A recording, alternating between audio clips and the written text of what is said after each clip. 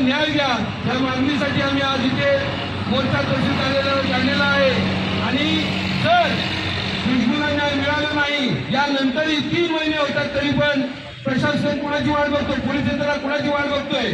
पोलिसांनी त्या संबंधित खुशबूच्या आरोपी जे आहेत, खुशबूला न्याय देणारी जी काही खुशबूला ट्रीटमेंट देणारी चुकीची ट्रीटमेंट देणारी आरोग्य यंत्रणा आहे त्यांच्यावर गुन्हे दाखल करावे या मागणीसाठी आम्ही आज पेण तहसील कार्यालयावर मोर्चा काढत आहोत। आणि जर हे सगळं झालं नाही तर हा पाठपुरावा कायम राहील।